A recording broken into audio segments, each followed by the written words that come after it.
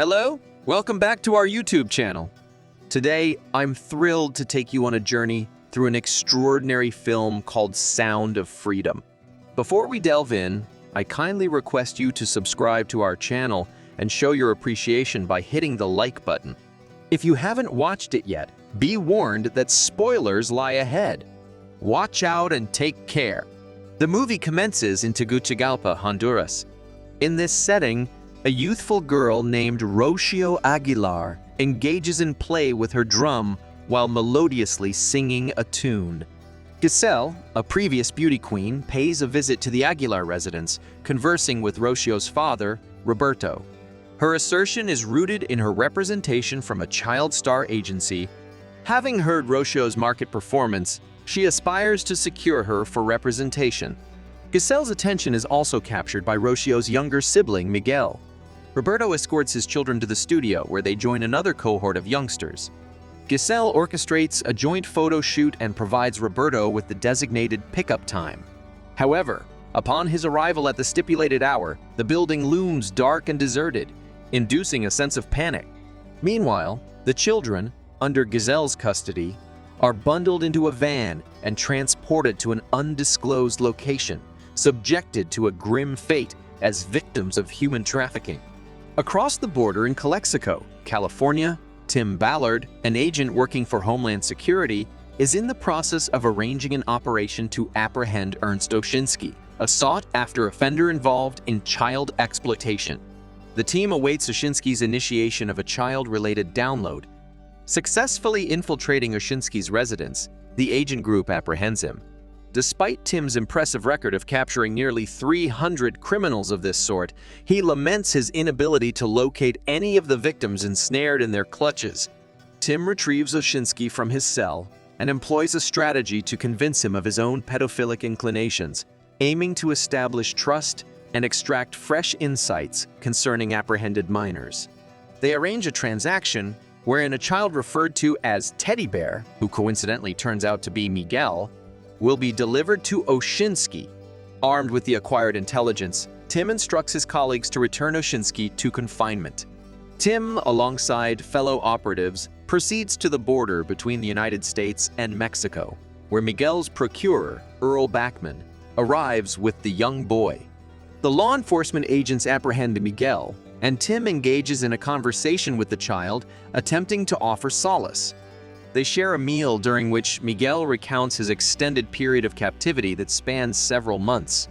Flashbacks vividly portray Giselle and her henchmen ushering frightened children for potential buyers, along with the time Miguel spent subsequent to being purchased by Earl. Miguel discloses to Tim that Rocio remains captive, beseeching his assistance in locating her.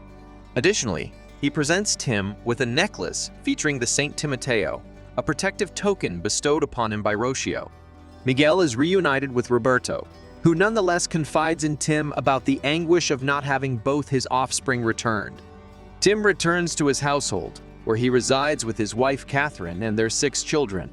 Catherine extends her empathy towards Roberto's agony, prompting Tim's resolve to dismantle the sex trafficking network, despite the contrary advice from his superior Frost.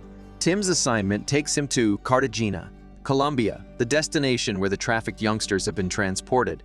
Here, he rendezvouses with Vampiro Bill Camp, a former member of a criminal cartel, with the intention of establishing a collaborative effort.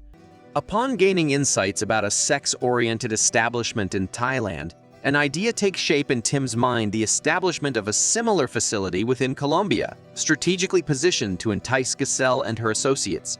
Concurrently, they amass knowledge about Giselle's origins, uncovering her true identity as Katie Juarez. Tim and Vampiro orchestrate a rendezvous with one of Katie's accomplices, setting the stage for the transfer of all apprehended children to this new locale. As their comprehension of the traffickers deepens, Tim and Vampiro engage in a conversation that delves into the latter's personal history. Vampiro recounts an unsettling episode where he spent time with a girl he initially believed to be between 20 to 25 years old. Later, the grim truth emerged. She was merely 14 and had endured trafficking since the tender age of 6. This revelation drove Vampiro to the brink of suicide, yet he now perceives it as his divine calling to participate in the rescue of these unfortunate children, an aspiration that garners Tim's concurrence. In the midst of their endeavors, Frost reaches out to Tim, revealing budgetary constraints that render him incapable of financing the operation. Frost implores Tim to abandon the mission and return home. Nevertheless, Tim tenders his resignation, pledging to see the mission through. With Vampiro's invaluable assistance, they forge an alliance with an officer named Jorge to orchestrate the convergence of Katie and her cohorts at their intended destination. Creating a coastal site, the team arranges the assembly of half the children. Within this scene, Tim apprehends one of Katie's henchmen, a man named Karn, who is attempting to abscond with a young boy named Simba. Tim endeavors to thwart their escape, provoking the henchman into brandishing a firearm, a standoff only quelled by Vampiro's intervention. As the remaining children are brought to the location, and with Frost having dispatched representatives from the U.S. Embassy to aid, operatives converge and Katie, along with her accomplices, are apprehended. Despite Katie's attempt to portray herself as a victim, the agents remain resolute in their action. Subsequent to the arrest of the malefactors, the children gather, engaging in play and song, a moment that Vampiro interprets as the melody of liberation. Regrettably, while 54 children are rescued, Rocio is conspicuously absent from their midst. Subjecting one of Katie's associates to interrogation by Tim's team, the man divulges critical information following news of Carney's demise in custody. He unveils that Rocio was sold to a faction known as the Revolutionary Armed Forces of Colombia, particularly to an individual referred to as El Alacrán, the Scorpion. Jorge conveys to Tim the seemingly insurmountable challenge of rescuing the girl from rebel-controlled territories. Nonetheless, Vampiro proposes a plan for them to pose as medical practitioners. Navigating through the river on a boat, Tim and Vampiro's presence is detected by armed insurgents. After inspecting their cargo and discovering medical supplies, they transport Tim into their ranks. He's then escorted to Scorpion's encampment, where he reunites with Rocio, only to be coerced into participating in the production of cocaine. During the nighttime hours, Tim positions himself, patiently awaiting the opportune moment when Scorpion and his cohorts immerse themselves in revelry, indulging in drinks and song. His objective is to effect the rescue of Rocio amidst this distraction. Upon sighting Tim, Rocio's initial reaction is one of shock, giving way to a gradual reassurance as he manages to allay her fears and issue instructions. Regrettably, Rocio's outcry doesn't escape Scorpion's notice, prompting him to investigate. Seizing the opportunity, Scorpion attempts to subject Rocio to further abuse, but Tim springs into action, engaging in a fierce altercation with Scorpion that culminates in the latter's demise. Swiftly, Tim secures Rocio and absconds before Scorpion's comrades detect their leader's demise. Employing a boat as their initial means of escape, they rendezvous with Vampiro in a van, all the while evading gunfire from pursuing rebels. Their daring escape ultimately proves successful. Prior to parting ways, Tim returns the St.